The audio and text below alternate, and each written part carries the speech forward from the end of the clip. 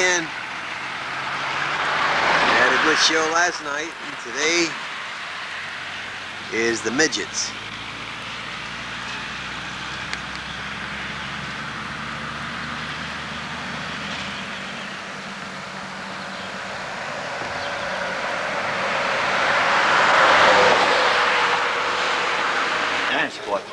It's a 1939 standard Ford Coupe with the 85 horsepower V8 in it. I've had it probably, I don't know, 8-10 years.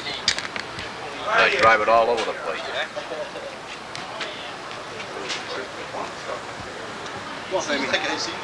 What is your name? Harold Rounds. Come from Mackinac, Rhode Island.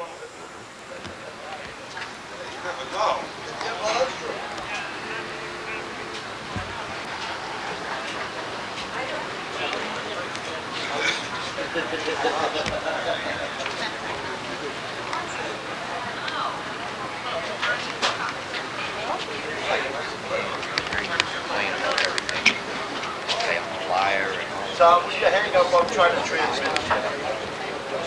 Tom, I think there's something wrong.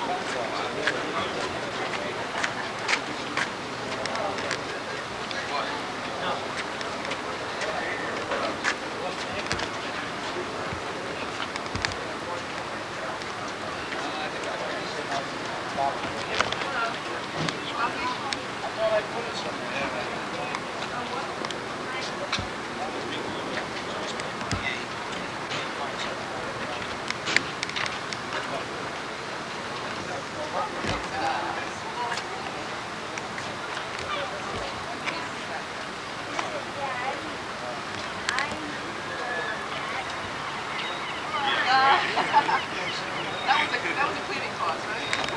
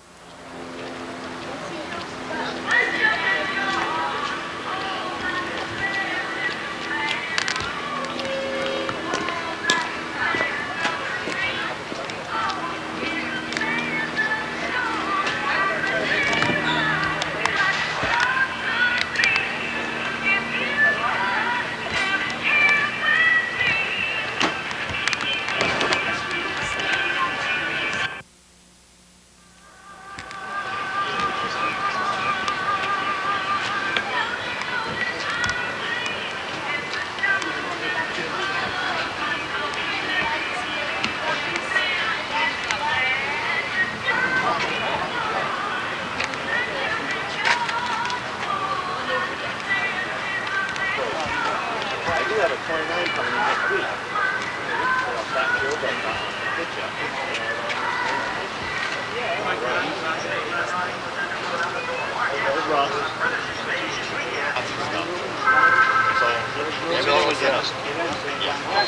How random number one. That nice looking car, I think he had the American flag and the big fancy number one on it. The name's slightly good. Oh,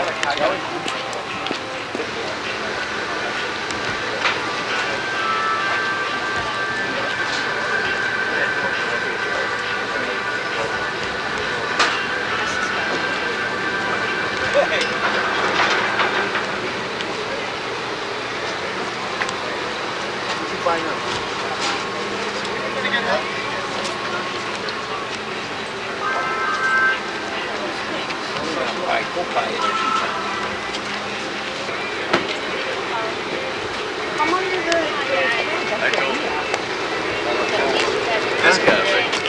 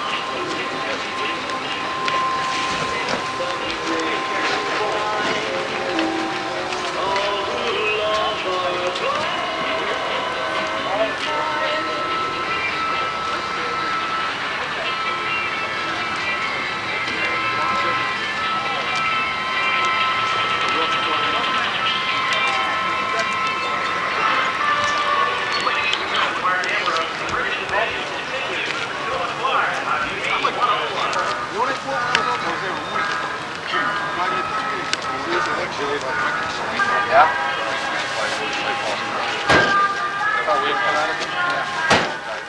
Interesting.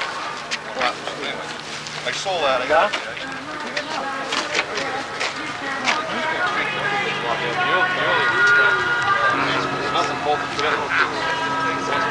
By the way, that's a nice guy you got there. Like this, I said, you wouldn't have any interest in selling that car, would you? She goes, well, you can talk.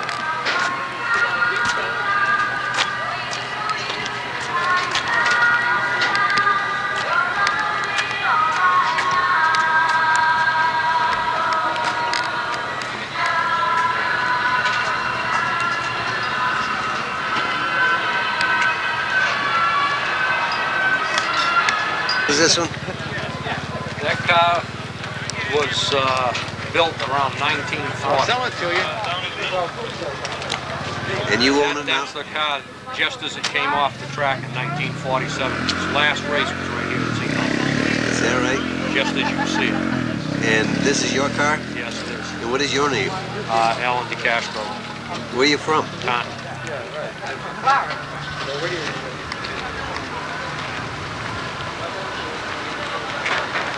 Park that outside, right? All right, but bring it back out. I don't want to see it in your head. We haven't done a thing since we got home. Haven't even taken the motor home out. Just saving the spot up there. When they came up, they had to go to Right. Oh, shit. Good morning, ladies and gentlemen. All participants should be out on the ground, so coming right now. On behalf of the United States, thank you for participating in our car show.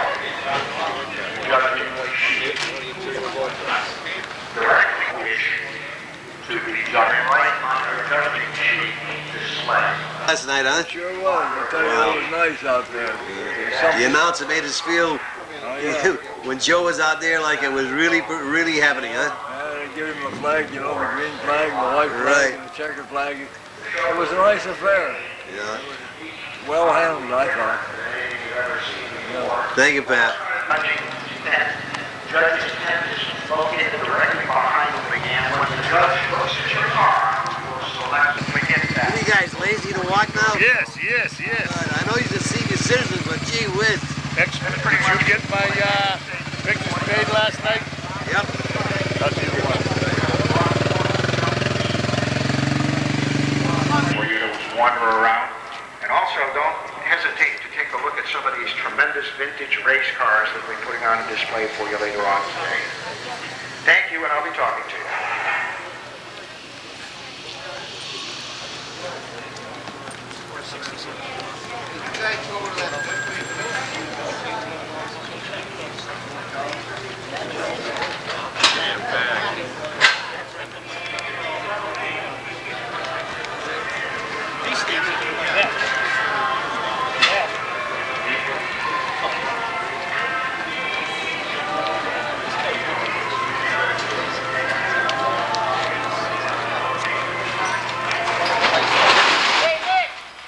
Hey, Mercury, this way. Got it. This way. That is more. I got you, John. I did today. Yeah, so you can bring the camera. So you bring the camera next week, right? You can bring the camera. Look at bring the camera. So this is where they all hang out. Yeah, it's our hangout. This is the hangout. Watch out. Bring this home, nigga.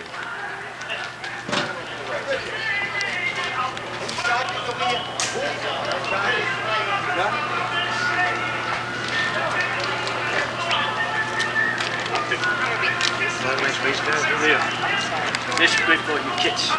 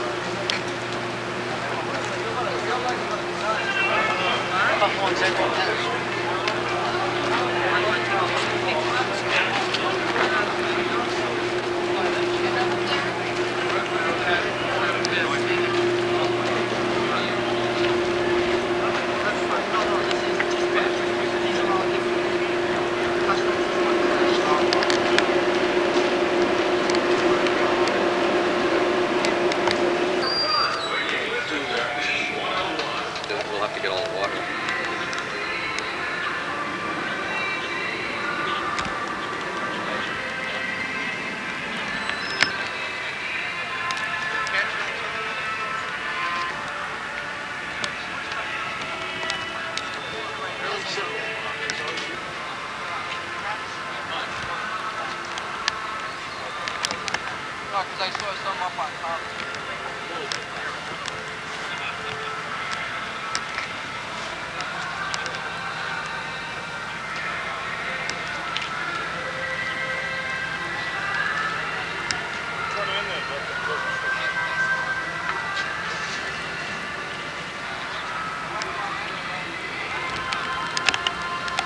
I would suggest that the Alpies face the east end and every other. See what's the base of it? I face to the north. Yeah.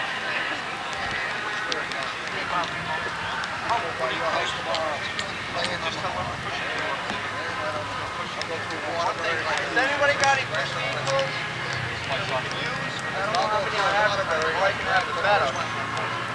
Anyone has a push? Before you started. I know. Well, we were supposed to run yesterday, so he hadn't run in a long time. All right, if you can get someone let's get before 12 started. o'clock Let's to get do it down for you, Okay. I'll let you just push her on the track. Okay. Let's give each other a hand. Hey, Joe. You know what the hell that word is?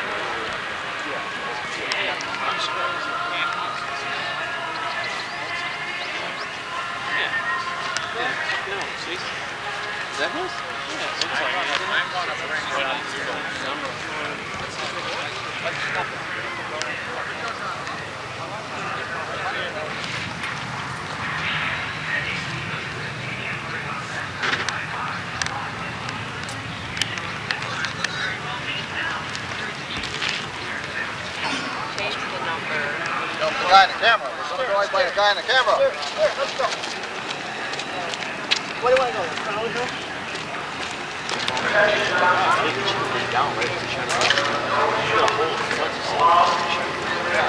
That wouldn't be damaged.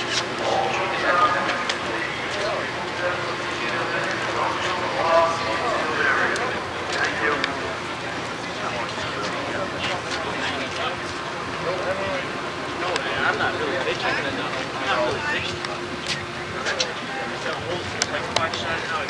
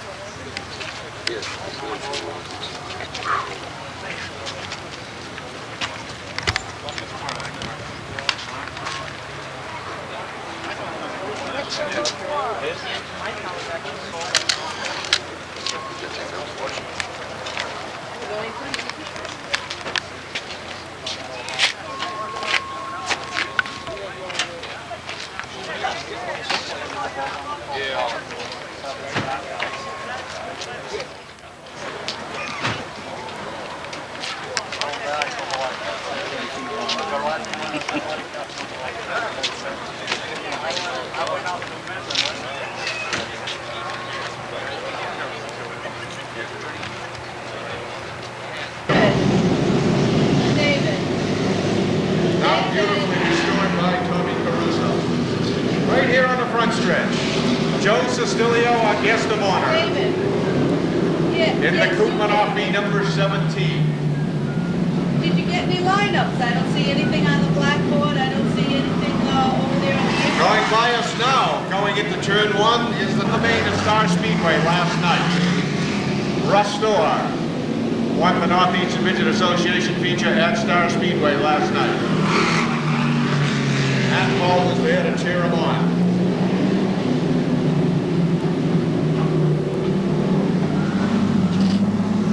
The white with red trim, number 46, just going into turn 1 right now. Is owned and driven by Julio Velasquez of Bedford Hills, New York. It's a Chevy 2. It's a 1946 rail frame car that spent its entire life on Long Island. At that time, Long Island was a real hotbed of racing. There were half a dozen tracks running every week on Long Island. And a good runner had no reason to ever leave the island to have a very successful season. Number 46 is Julio Velasquez. The white and red 46. 1946 just coming by us now. Our flag man is Gene White from Mystic, Connecticut. He's giving them the red flag now, telling them this warm-up session is over. That number 73 out there is one of the original big cars of New England. You know it now as a sprint car, but up until the mid-50s, they were always known as big cars. That car was based in New Hampshire, was driven by the great Art Russo, who is now retired in Florida, has come back to New England to drive it in a couple of shows, but today it's being driven by its owner, Pete Von Schneider, of Marlborough, New Hampshire. It's got a Miller Schofield B block in it from 1939, and as I say, Art Russo campaigned it all over New England as the Granite State Auto Body car. That's the number 73 big car, or sprint car, owned by Pete Von Schneider. Joe Sostilio out there taking a couple more laps in the Coupe Manafi.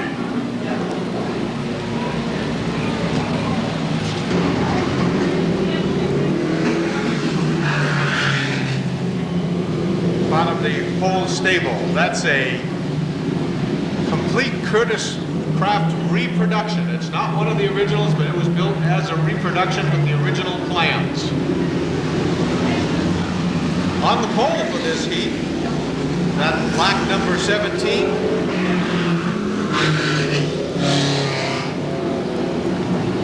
is George Gray of Daytona Beach, Florida. That was the Charlie Wozniak 53. It's Offenhauser powered. It was the 1956 Northeastern champ with Cliff Riggott at the wheel. I'm sure many of you remember him. Johnny Zeke and Len Duncan also drove it. The number 17 on the pole is George Gray. He's got the Sugar Blues car outside of him.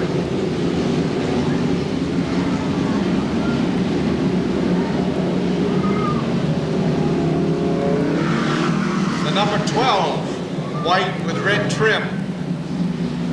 Starting third is Tom Tierney from Atlanta, Georgia. That was known as the Kaminsky Offie. Al Kaminsky from Milwaukee owned that car and campaigned throughout the Midwest. So Curtis Craft. Norm Nelson is the most famous driver to have run that. Who's out there in the number 17? That's not Nick Monroe, is it?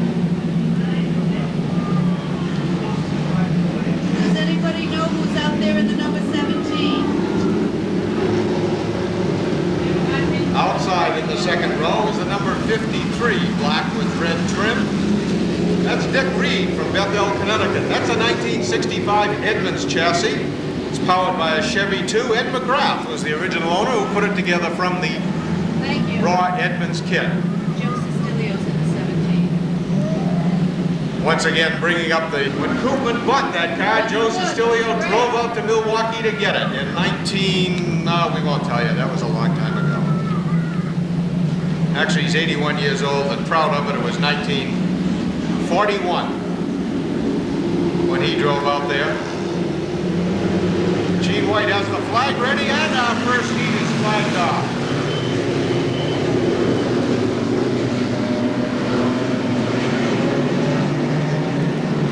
I think I've told you about all those cars. At one time or another.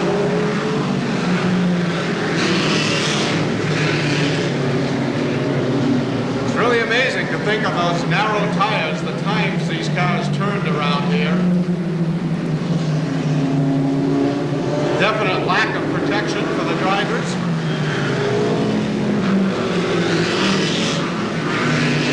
Tell the cars like the number 31, which is a pre-war car, not even a little roll cage. As the number 17, the same way.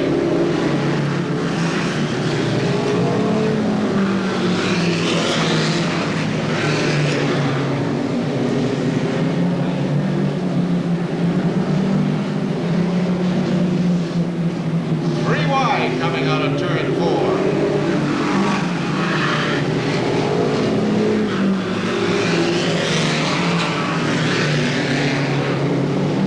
Ron, you need to get out there and do it.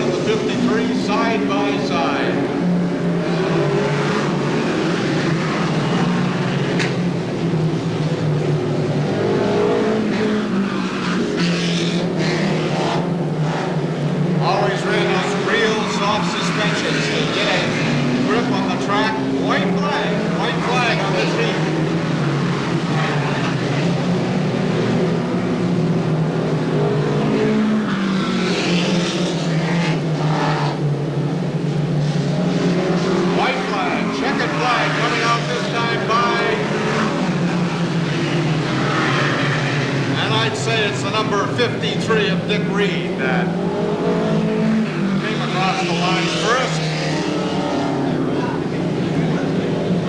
I'd say that because nobody told me Lou Frey was driving competitively. He drove white number 22 for Johnny Gibbons out of eastern New York. Those of you in the front stretch can see Lou out there. Not Lou, I'm sorry. The inside car there, Fred Bruckner, pumping with his left hand. Let's get fuel pressure up. The way these early cars ran, their fuel pressure was to pressurize the tanks. That is, the tanks were sealed. They had no vents. And you pumped air into the tank to force it out and into the fuel injectors of the carburetors. That way there was no worry. That's one less mechanical thing to worry about. There was no fuel pump. The air pressure delivered a steady stream of fuel. And just every time down the straightaway, the driver would reach out, give that cylinder there a couple of pumps, and go into the corner where he'd grab the handbrake, which you can see these guys have also got out there on the left-hand side. Very few of these cars ever had a foot brake in them. It's all handbrake. On a nicely banked track like Seekonk, they pretty much don't even need the handbrake.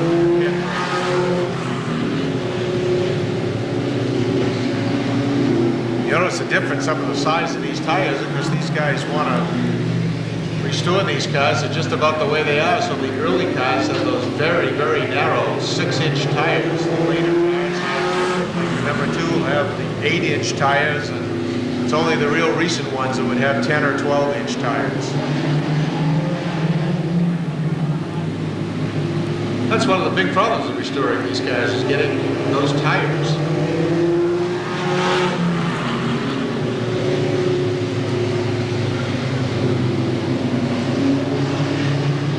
This show is featuring the combined memberships of the Bay State Old Timers Club, which sanctions vintage racing in the northeastern area,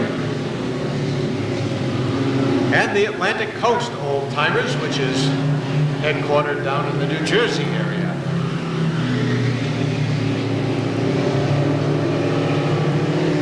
White flag this time by Frey and Fred Bruckner. A couple of the other cars are having a little trouble. Gene White has the checkers in his hand, and I'd say that's Lou Frey on that one. One of many, many races.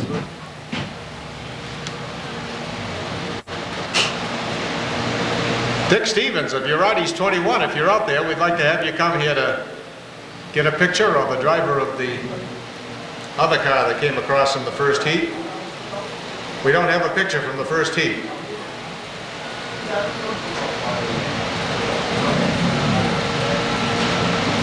Tom Kenning drove it in the Midwest. That car was also a sprint car. That's something that was done a lot in the 40s and the 50s, actually in the 30s too. They'd stretch the car a couple inches just by moving the positions of the axles. The same car. They'd stretch it out, make it a sprint car, shorten it up and make it a midget. It's got Falcon power now, and it was a car driven by one of the big Claytis clan from the St. Louis area. Danny Claytis is probably the most famous one. He was a many-time champion out there, but there were a whole bunch of Claytises that drove midgets out there. Number 65, that brilliant orange, number 65, is Larry Fanoff of Putnam, Connecticut. That's another V8 60 rail job that was well known in the Bay State circuit during the heyday of midget racing. Inside of him is that pretty blue number 41. That's Jim Massioni from Waterford, Connecticut. That's another rail job, 1941, V8 60. Tony Rummett was the owner-driver of that car at one time, and later Bob Hart drove it. Grand McGurn in the left. It is. Friday we were at lunch with Joe Sestilio. Fran McGurn was there. Lenny Poe, who I trust is here somewhere today. Lenny Poe, a long-time midget official with the AAA and then with the Northeastern Midget Association. Lenny came up with a bunch of memorabilia out of his attic, and one of them was a Seekonk Speedway midget racing program from 1948. And it said that Fran McGurn held one of the track records here, and Fran didn't even know it. Can you hear them now as they're talking? What?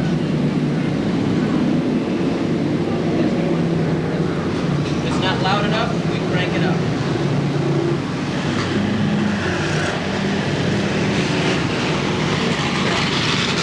All good? Okay.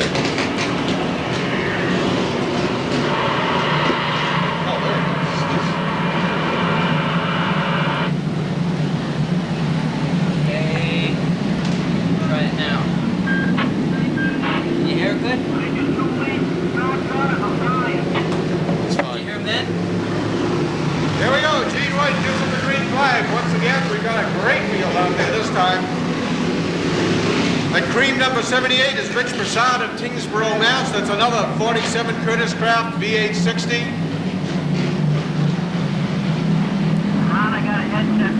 The blue number 26 is Dick Wooldridge from Hudson, Florida. That's a Curtis Craft V860. That was the St. Louis area championship car, driven by Danny Fry Sr. and Jr. Now that was another hotbed of midget racing right around the St. Louis area during the same time that midget racing was so popular here in New England. In St. Louis was a real hotbed. The number 46, which is just pulling off, that's Julio Velasquez of Bedford Hills, New York. Chevy 2, 1946 rails job. He's having troubles, I guess. The cream and black number 7 is Boyd Hanauer from Newtown, Connecticut. He's one of the officials of the Atlantic Coast Old Timers, one of the organizers of this event. That's a 1937 V860 powered rail job. Paul Duval of Holyoke, Massachusetts built it. And that car was driven, you know, you look at that now and you say, gee, that couldn't have been much of a car.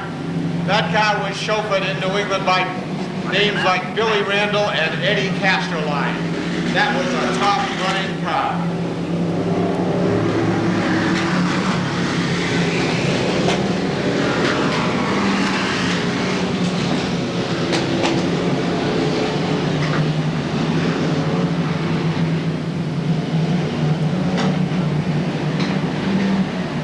Fran McGurn's out there having some fun. Mrs. McGurn wasn't too sure she wanted to do this.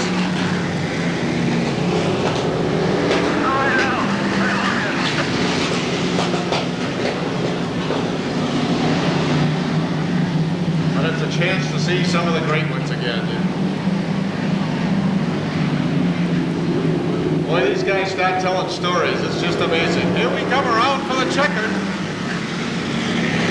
And Boyd Hanauer snuck in there for the win around the outside.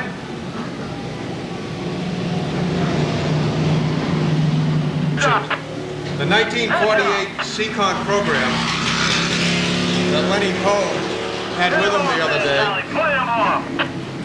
listed the circuit that Seekonk belonged to. Listen to this, guys. You think you're race fans now. You think there's a lot of racing in New England? This was just one of 2 different circuits that were running in New England. They started Sunday night at the Manchester Motordrome, which was on the road into what's now Grenier Field, the Manchester Airport. It was Manchester on Sunday nights. On Monday night, they came all the way down here. Remember, Route 128 and 95 and 93 didn't exist. On Miller Schofield B-block powered machine, that's a 1939 rail job. That was driven by the great Art Russo as the Granite State Auto Body car in the 40s and the 50s and into the 60s. No, into the 50s, I'm sorry. Builders of Indianapolis Roadsters. And he also built a bunch of super modifieds. Number 7. Oh, the last car in line on the outside there. I don't know what number it is. 17 or 15. 19 or... Okay, yep. Wait a minute, I'll let you know. Oh, you can hear. Yeah, the last car on the outside. Radel Toulon. Okay, the number 3, the super modified, is Ed Sickott of Franklin, Massachusetts. That's a Grand King car, as I say it, ran Paragon Speedway in Indiana, Paragon, Indiana. It's Chevy V8 power, of course. Out in front right now, in that number 88 is its owner and driver. One of the popular midget drivers of New England now owns this sprint car. That's Johnny Dudebois, raced out of Lowell, Massachusetts, in the number 88. And here's a treat for all us old-timers, that number 50 sprint car, blue and silver. It's owned by Les King of Waterglade, New York, the great racing photographer. I'm sure every one of us has some Les King pictures in our collections. And that was owned and driven by Doc Rand of Pittsburgh, Mass. It ran here. It's a 1936 car, channel frame. It's got a Model B Winfield engine. And the driver of that car is one of the great drivers of New England. Through the midgets, the sprints, on into the modifieds. Also from Pittsburgh, Mass, coming by the stands. That's Reno Talonen, folks. One of the real top runners in New England throughout the 40s and the 50s. If it had on wheels on it, Reno would drive it. Reno Talonen, the flying Finn from Pittsburgh, Massachusetts, in that number 15.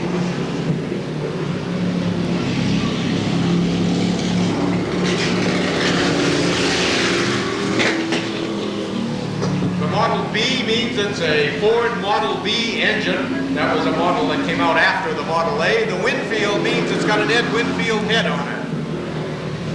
Winfield was one of the early makers of racing parts.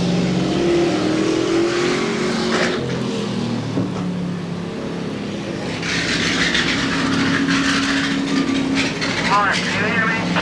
Yes, I can. Needs a little lower gear in the 15. I think he can't keep it wound up going at this speed. Listen, I think they're all done, right? Johnny Dudebois gets the white flag, followed by Ed Seekonk. Where we'll be running next. And they're coming up on Pete Von Snyder. I'm sorry, Mark, if I interrupted you. In the older cars, quite an age difference in these cars. Reno Talonen. Reno's taking a higher line now. Keep the ribs up a little bit. Johnny Dudebois gets the flag from gets a checkered flag today.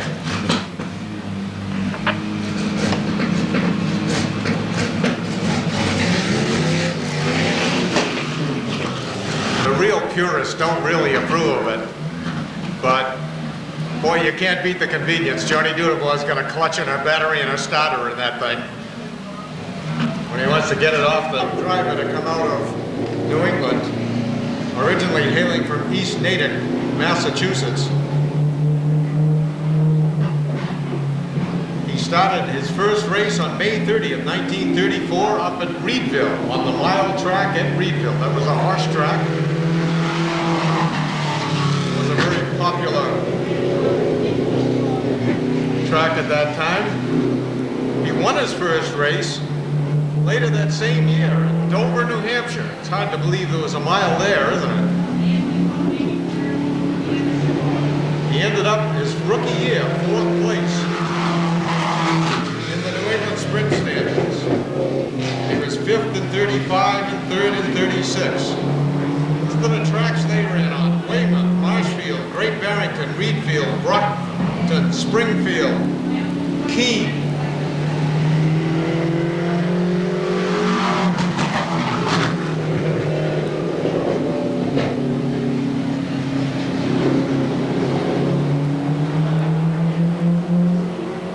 Of course, he was only 17 when he started. If you want to do a little arithmetic there, he had to claim he was 21, of course, which that would have made him even older than he is today. Mark here. You sound happy when I talk. Joe Sestilio. You didn't do anything right now. No, hopefully, once you're done. Boy, the article about him mentions a couple more tracks. When I was giving you all those tracks that ran, we forgot about Lowell and Topsfield. Look at some of these other places they run. Athol, Mass. Cascoag, Rhode Island. Weymouth, Mass. Newmarket, New Hampshire. Dover, New Hampshire. Okay. Where are you? Racing was the hot sport in New England at that time. Wouldn't it be easier to mention where we did run? suggested it'd be easy to mention where he didn't run, but I'll bet there isn't a track that was in New England at the time where he didn't run. I got some more of those up here. What's that? Those programs, I want to get one before they're all gone.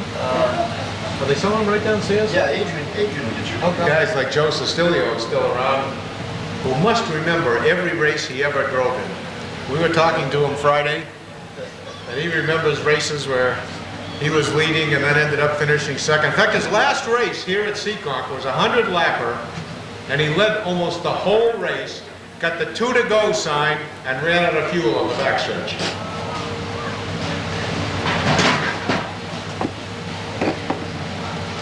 Was that Giuseppe?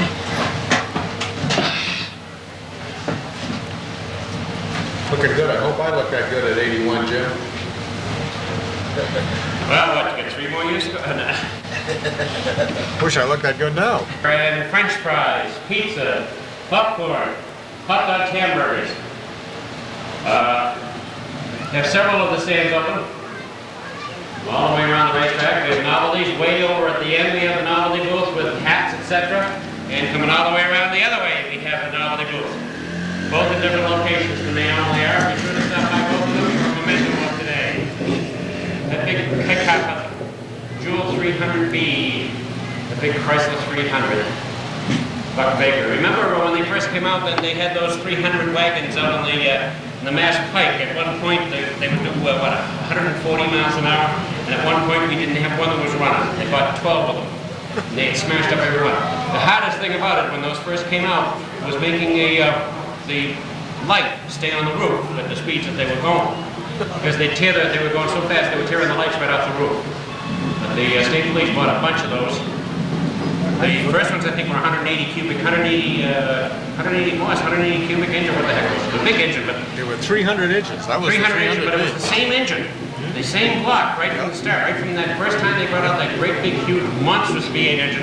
And they just kept boring it out more. The overheads, for years, the whole thought of having an overhead valve engine at Seekonk Speedway, you have an overhead valve engine at Norwood Arena, to have an overhead valve engine at any of these racetracks, that was unheard of, because in order to do that, it meant the end of all the 59 AB blocks, like what you see in the blue car. It meant the end of every stock car is set up as a stock car with the very, very stiff suspension. It looks out of place out there, but it is a stock car.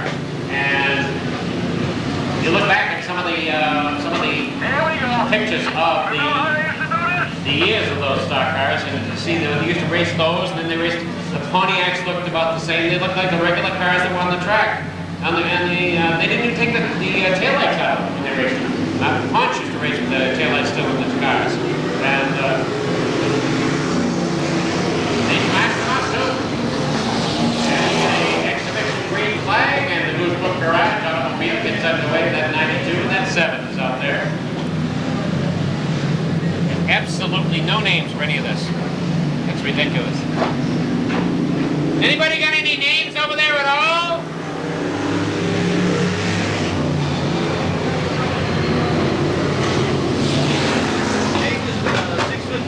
Deacus? Yeah. Okay, that's Deacus still, we understand, in the 657. Do you ever have a cigar going? How am I supposed to know what it is? You know, usually you can look at it and see Deke's cigar, and of course that's Freddie in the 30, I believe. He wouldn't let anybody else try it. That'd be great. Well, the two Estelle brothers, in theory and in actuality, at one point in time practically owned this speedway, because if one didn't win, the other one did. Deke is in the little 657, and Brother Fred's in the 30.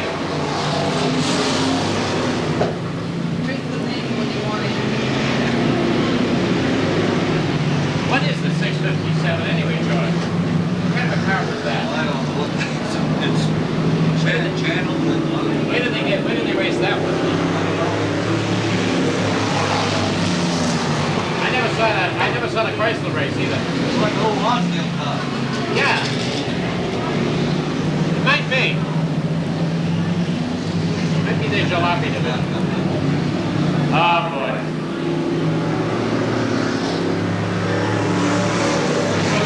Fords and Hudson's made the best moves, I think. 3, 4, and 5 Hudson. Be the best car to start taking apart, making into a stock car. And most of them had the 59 AV engine in it, and then they came on and then after that the overhead. The first Chevrolet was a 265, and then it was a 283, and Ford was 289. I remember Johnny Thompson. This way. I remember Johnny Thompson drove a 289 Ford at Norwich. You could hear the thing clanking all the way around. They had a Sportsman 289. It was the only one I've ever seen with a cam in it. He can keep up with those big 350s most of the time.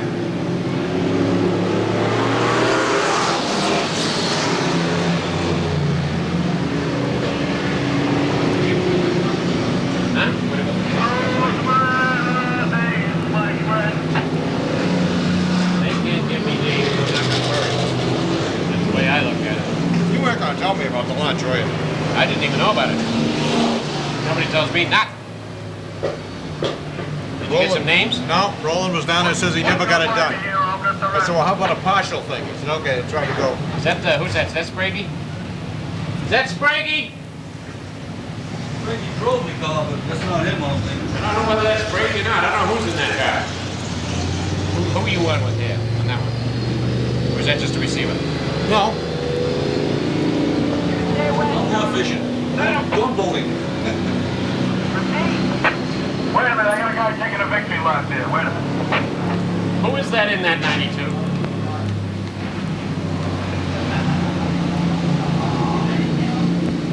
Anybody have a name on that driver in the 92, please? We got it for you now.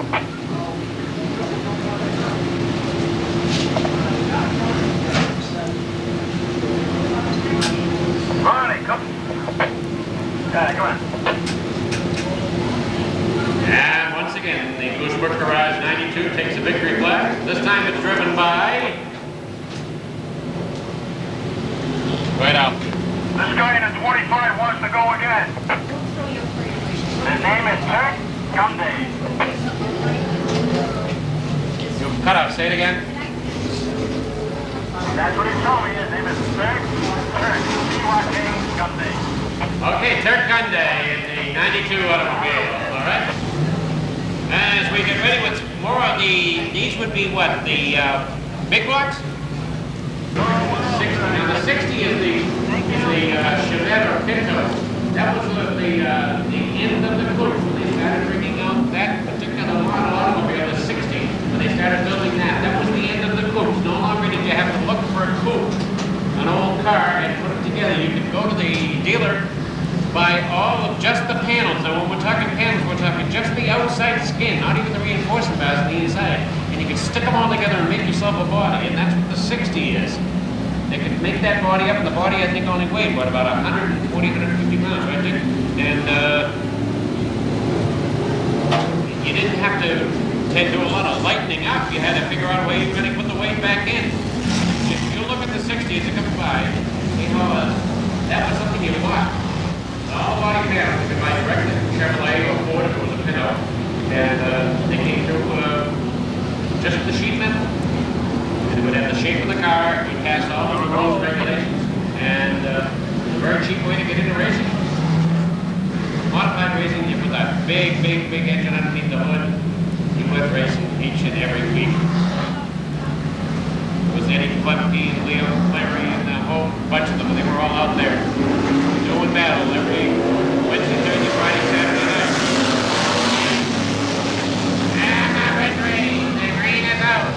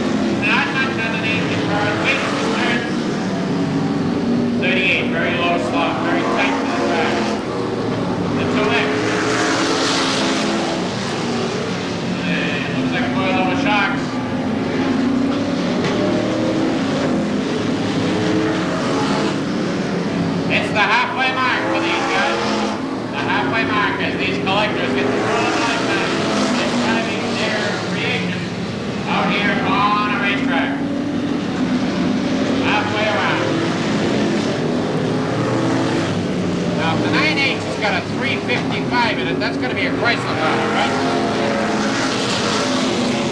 That's going to be Chrysler, right? 355? I don't know, was there some Chevy combination that made that up? I don't know, but Chevy combination that comes in at 355. A 350 overboard? Maybe. 10% maybe.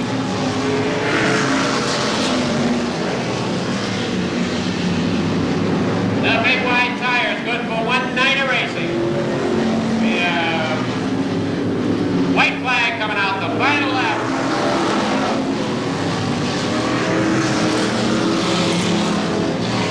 These aren't, whoa, and we got a jam up. We got a jam up on the backstretch.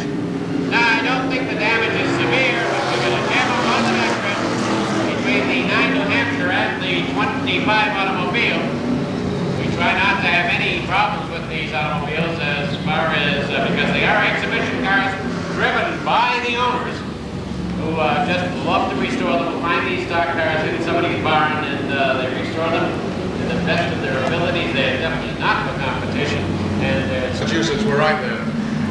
when when I started working at Seekonk Speedway, my dad was still alive, and he said, "Oh yeah, Stafford," he says, "that's where I lost my brakes." He was used to drive. I'm talking back in the 20s, and he came into that horrible hill way up before the state police barracks, lost his brakes, thing came off, went right through the center of Stafford, wide open with a little fell, right up the other side. Never came to a stop until they get to the other side. Well, of course, I don't want any of you to think that we're talking about what's now Route 84 or was Route 15. It's that old Route 36 is the number that comes into my mind. I came down the hill. That's how you got to New York from the Worcester sort of area at that time. Wilbur Cross Parkway became later that's what eliminated it? Yeah.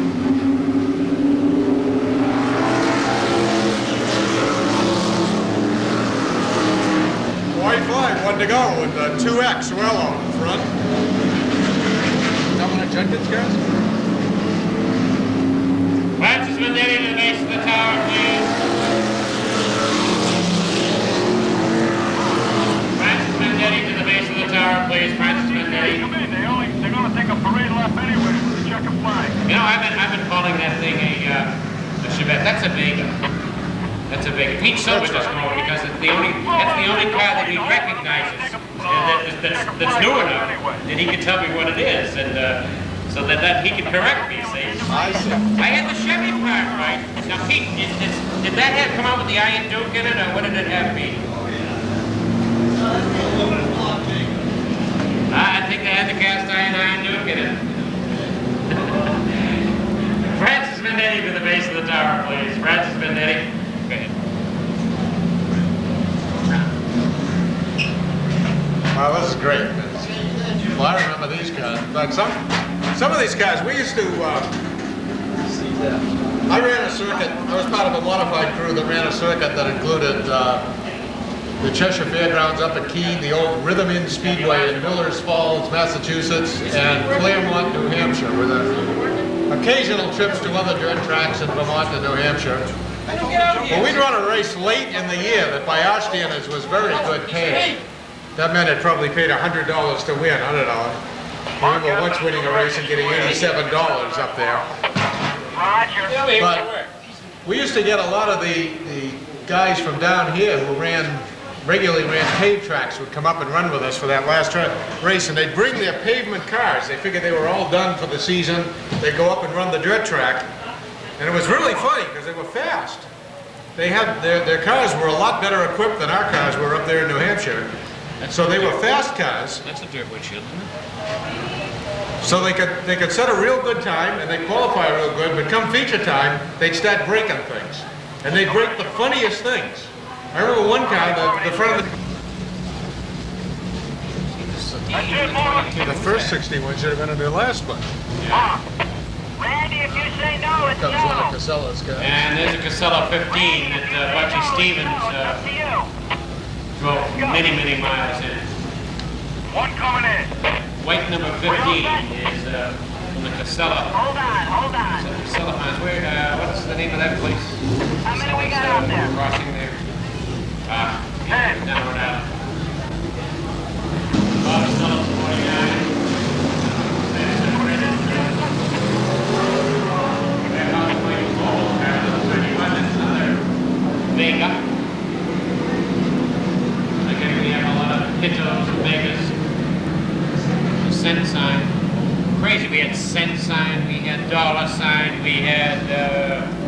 etc. They went through a whole bunch of crazy numbers when they were fighting with NASCAR on how to get the right number on the car. We did most of that down in Stafford too. So I was in Stafford during what they call this Pinto Revolution, which is what we're seeing right now. Well, when I was a racing official, I used to tell anybody that came up with a oddball number like that he could do anything he wanted with the side of his car, but I wasn't going to listen to any arguments he had with the scorers. If it wasn't something that they could write down very quickly, I didn't want to hear about it. These cars were a lot of fun. Stevens and DeSaro were out there running. Boy, there were some great races in these cars. I think I said a little while ago that I wrote a little story about this event and put it out on the computer networks on Friday night. And I got a response from a guy named Leo Doherty that some of you might know.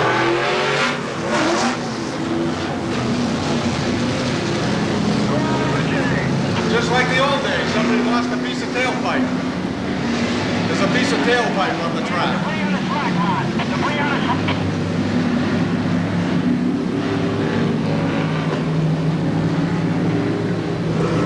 Yeah, they'll have to slow them down because if anybody hits that, they will have a tire for one thing, and they say the kid's throwing right up into the car behind it. We had some great builders in those days, and still, many of them are still in the business. Sonny Casella, of course, on Art Barry down in Preston, Connecticut. In Bill Spencer's old garage. Another one, that kid is driving here now. Joe Brady put together some fantastic automobiles. Eddie Flemke, of course, put together automobiles. Hawk was putting together cars for New Style in those days. Up Harrington. And this is some of the things to put in. And you may have noticed on your sprinters when you introduced that flying pin from Pittsburgh, Reno Tolonen, as he got out of his sprinter. I reminded Reno coming to Noah Reno in the 65 Buick, no hit proof, and a tilt trailer, and it took everybody in the place, had to help him get his car off of the trailer, and then Reno would get out there and he'd run good. The 722 good tracks, yeah. Kingston Fairgrounds. He's still got the high good tracks. I think it's the same here. This area. Is that right? Yes, sir. And now I'm going to Kingston, Mass. Kingston, Rhode Island. Down near the University of Rhode Island. Looks like tell you who we're ready to try again. I don't know who lost. And I ran with him, and so did. Here comes the 7-Eleven again. There's another one of those combinations that the scorers hate to do. Frank Mundy. You look at it, you can't see it. Frankie That was the 7-Eleven. Yeah, and paid big money to come out. I'm sure it was the promoter at that time. I ran there.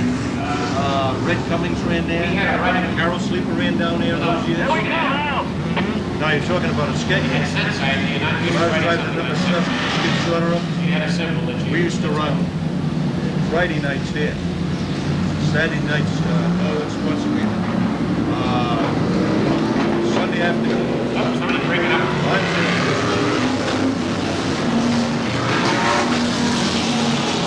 Starting at Wednesday nights, westbound. The track is driven a gap on the 261. Fire never driven into the zone. This was it.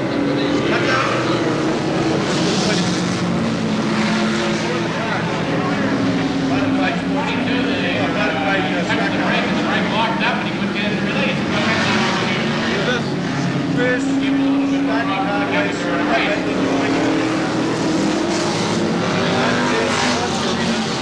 1947. Gavin Cooper drove the Pontiac.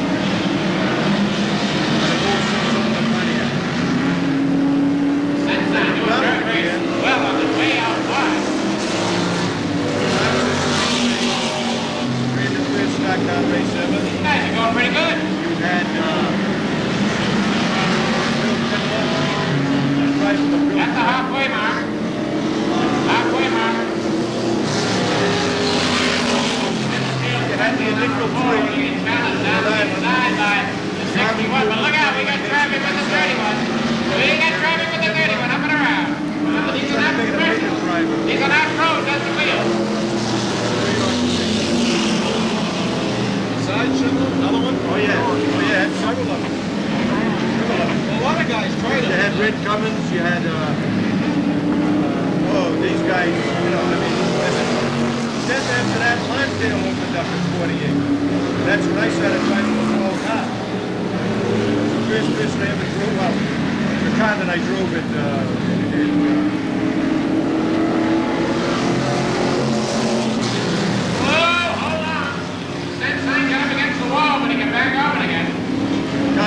He got up against the wall, he got the wall underneath.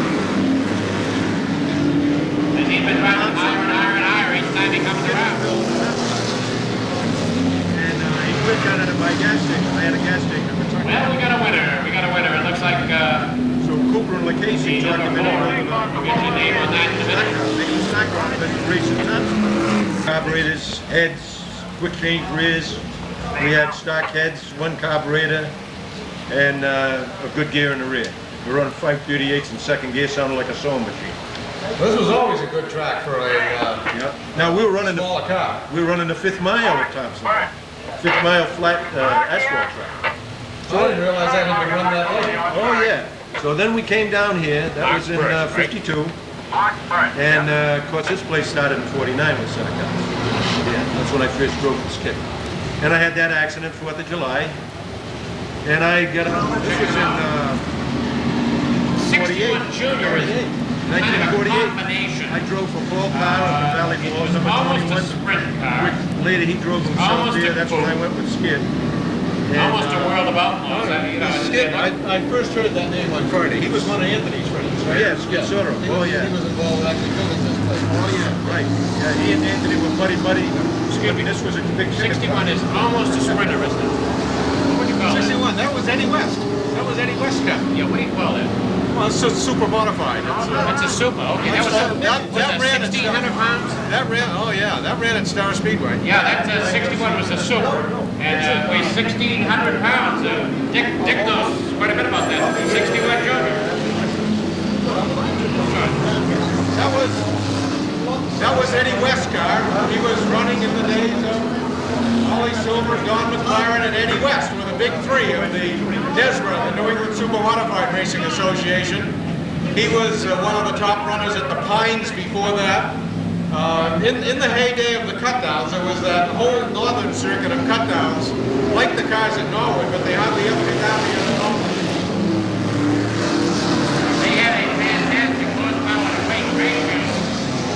Some of them even ran superchargers on those. You're talking a 1,600-pound car. London Speedway.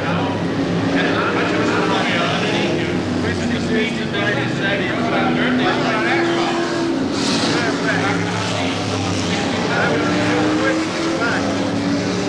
Coming back in Let's run a sprint car. down 146. I fell asleep. I went up on the beat and thank God it was all grass and bumping him up. I woke up. Never went to the races before that. Always took somebody with me. Yeah, we had a heavy schedule back in those days. 29, 50.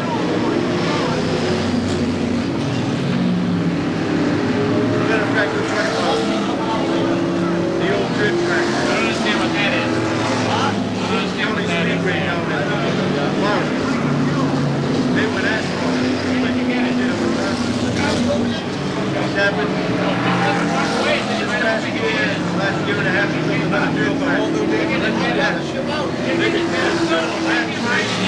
put different lights. Something, I don't know, it's That's old. why we brought him in here. I said I'd like to get in with Towns don't let you do that anymore. I don't live that far from there, and I've never been there. I've been to New Smyrna, and I've been to Daytona, I go to Daytona.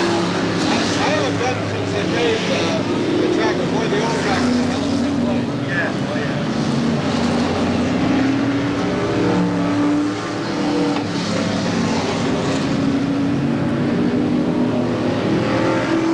It's fun to see these things again. It's fun to see these things again. Oh yeah. I really know. Well, another series modifieds and coaches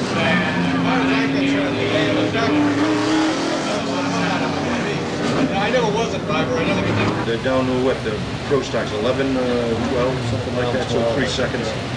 Maybe the sportsmen are probably... They're not getting around that much better. They're not getting around like that anymore. No. They're getting around in 12s and high 12s. Right. What I didn't like about last night is the #1 got out front. He was there almost all night. You know, he got back to third, but but that was a tough night. You come from the tail end in the pro stock today. You're either running illegal or I don't like to say that. You have to do it by points. Every third week you have to come. You have to end up in the front. Yeah, you got to win your... It's just too fat. They rotate them, so as you're dropping points, you get close to the front? Yeah. Well, now we got a little bit different kind of automobile. These are the things that you saw... Well, we started seeing these on television more than anything else, Dick. I think something like the 35, something like Ronnie Bouchard pretty much drove Purelated 21 and must be, these would be cars that you see on television in the NASCAR Grand National type of automobiles. It was a little more sanitary type of racing, but an awful lot more money involved. I remember the first time I was watching something on television one night when television was brand new, obviously, and on came this. The first V8s that come out with that big long tail on them, original 455, something like that. And those cars had upholstery. I saw Marshall Teague in 1949 Daytona Beach. That's when they raced on the beach. He had a 39 or a 44 coach. The thing that amazed me was the first time I'd ever seen anything about Daytona. The tide was coming in. He'd come off the second turn, and he threw a water spout that made tempo 5 for the bottom 1 and then down the beach he'd go. It's unbelievable. That was what it was all about. That was where you raced, on the beach. Yeah. On the beach. Take a bulldozer. They hoped that it, the sand dunes. They could do it, blown up tide, so you could race it. I think it was cheaper, and there's one of David Pearson, Mercury, David Pearson. I go to NASCAR. I go to the track at Daytona. NASCAR driver. I live in Death Row. I live in Ormond Beach. That was these guys. By the time they got to these cars, they'd become very much more sophisticated. They were fully involved stock cars. We're talking back in the early days of the heavy-duty racing with Richard Petty's father, Teague and the Hudsons. Teague had those Hudsons. There was nothing could touch those Hudsons. They were, for the most part, a flathead engine. And they had the crazy things going on, like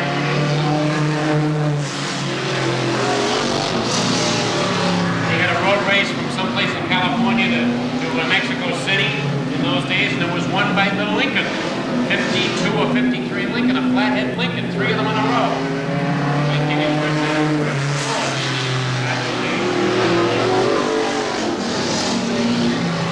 Those were the days when I Love Lucy couldn't even tow a trailer with a Mercury. Most people don't know what I'm talking about. I'm talking about the long summer or something. Trailer. On a long trailer, yeah, that's what it was, one long trailer. You see them all in there now?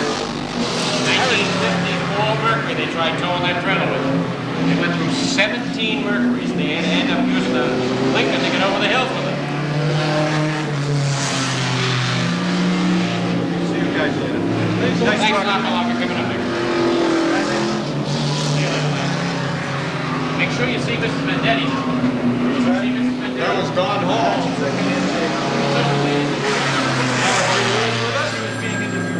It's great to have him come by. He'll be coming downstairs now. If any of you guys who ran against Don Hall want to say hello to him, he's coming right down out of the tower now. You know, the funny thing is, Jim, that movie, I don't remember exactly when it was. I knew it was the mid-50s sometime. I was out in that part of the country about 5 years later, and I had to stop and wait for about a half an hour. And they ended up using a Lincoln to try to get over this mountain. If you ever get a video of the machine of the movie, you slow it down, you can see that they are Mercuries. Yeah, they are Lincolns. Anybody upstairs can hear me? Go ahead. Yes, I couldn't hear if you announced it, but you know this is an original IROC, right? Ran the 3rd series. This is an original IROC and ran what? It ran the 3rd IROC series. That's one of the first IROC cars they ever made. Is this Fred Downling's car? Okay, this is the one that this ran on television as part of the IROC racing, right? Yes. I can't Well, wait a minute. You can have Joe after. Over here. There. Can I kneel down? Take a look out here. Out here. You can have it. Oh, he's got the good camera, that guy. He got I don't think you paid him to take it. Reno, step forward. That is the type of car that ran at Indianapolis during the Depression. They decided the millers, the famous millers and so on, were getting so expensive. Where have we heard that story before related to racing? Speedway was afraid that no one was going to show up. They weren't going to be able to get a full field of cars for the Indy 500. And so they completely changed the rules.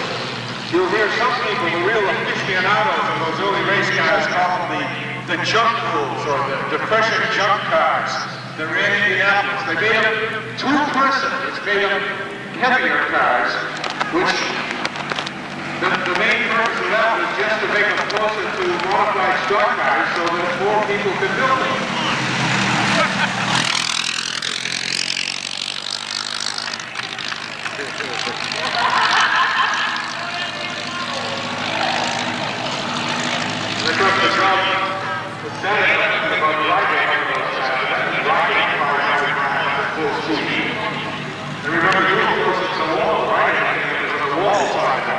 That is Mrs. Vendetti with Joe.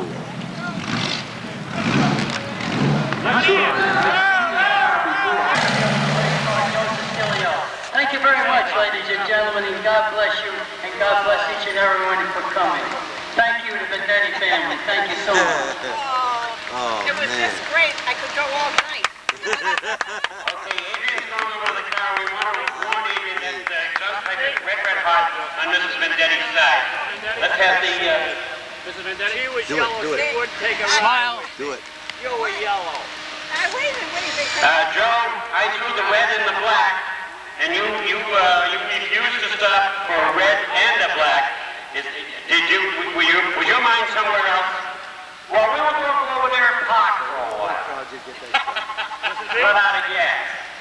Hey, your wife is here. I know. But she's been watching me. She's always with me. But she's been with my wife all day. I may not be there. Do you think they cooked it up to get you in trouble? They did something else too to get you in trouble. They have a presentation for you. Ladies and gentlemen, I'd like to present Mrs. Irene Vendetti.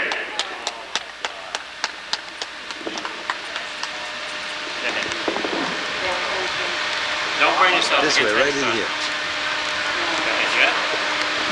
What a beautiful day today, Joe. Mr. Cruz. Many special, treasured memories.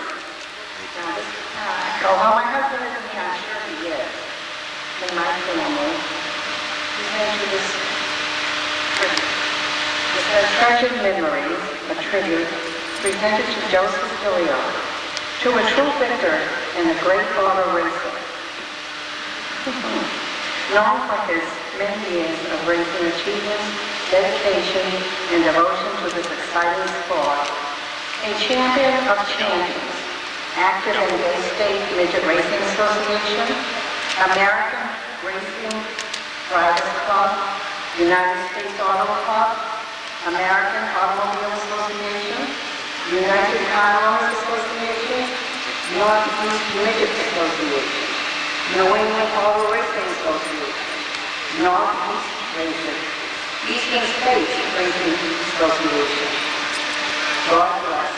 From the Anthony, the Judy family, ARC, Seekonk Speedway, 1946, 1994. Thank you, Joe. God bless.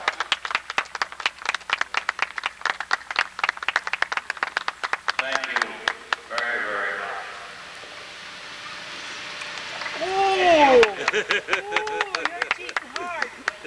Well, now, Joe, I think you're in an awful lot of trouble now because there's another lovely lady coming through the back finish line. Smile, Ladies and Joe. gentlemen, Mrs.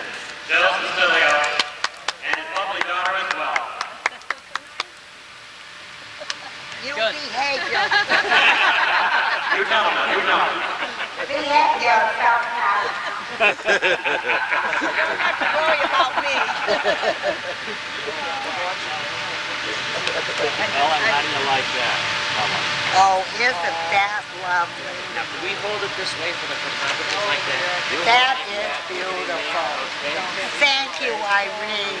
Thank you. It's a pleasure. My husband and myself and family. Folks, it isn't often that we get a chance to do something like this and to honor somebody like this. And to get the whole family to do it, you know, you so often say, I wish we had. Well, today, hey, Joe, our dream has come true as far as Joseph Stilio is concerned. We're saying we wish we had, and we have. We have done it for him today here at Seekonk Speedway. Joseph Stilio. And this has been Debbie. What a sport she is. My husband would be thrilled today, and I'm sure he's with us. I'm sure. honey, do you want to get out here or do you want to ride back? I'd rather ride back. You know how you're going to get out there?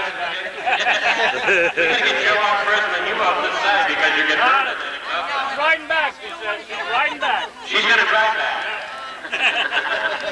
I don't know if I know how to start this thing. Be careful. Yeah, I know. Hang on, we got to push her. Excuse me. Anybody in the pit? Tell him to kneel right next to him. Horse Kneel. truck, start finish line. Horse truck, start finish line, please. Horse truck, start finish line. Bye. Bye, Irene. Over here. Over here. Irene. Stop. Irene. Go. I drove it. Okay, I want Corvette 63 to 67. They should have a bet on them. 63 to 67. I graduated in 52, so I used that. So 4 years back, 47 after this one. Go. Stay there, Tommy. Tommy. Stay there. Tommy, stay there. Now, trying to keep it the morning to me, but I couldn't. Give it a long Falling down and falling out. Okay, Nick, we got to come. Joe, look up. Joe, over here. Hey, Nicky, look right over here. Joe. Hey, Nicky.